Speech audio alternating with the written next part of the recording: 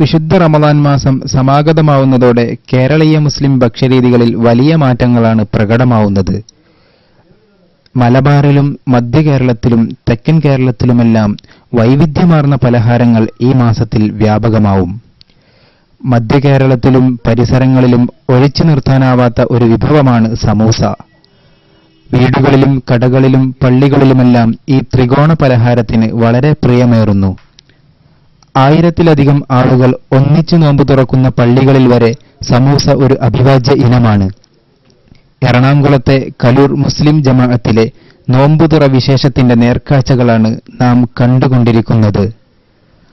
പള്ളിക്ക് പരിസരത്ത് ഉച്ചമുതലേ വിവിധ വിഭവങ്ങളുടെ വിപണി സജീവമാണ്. മധ്യകേരളത്തിലെ പലഹാരങ്ങൾക്ക് പുറമെ തലശ്ശേരി മോഡൽ 30 തരം റമളാൻ വിഭവങ്ങളും ഇവിടെ സുലഭമാണ്. അസ്തമയ സൂര്യനെ സാക്ഷി നിർത്തി പള്ളിമിനാരങ്ങളിൽ മഗ്‌രിബ് ബാങ്ക് മുഴങ്ങുന്നതോടെ ആയിരങ്ങൾ ഒരുമയുടെ വിളംബരമായി നോമ്പ് തുറക്കുന്നത് ഒരു മനോഹര കാഴ്ച തന്നെയാണ്.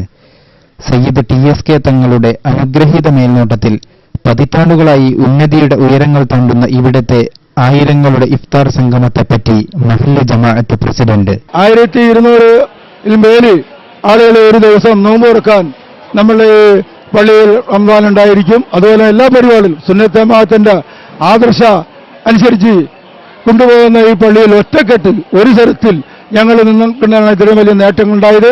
അതിന്റെ പ്രധാന നേതൃത്വം ബഹുമാനപ്പെട്ട TSK തങ്ങളാണ്.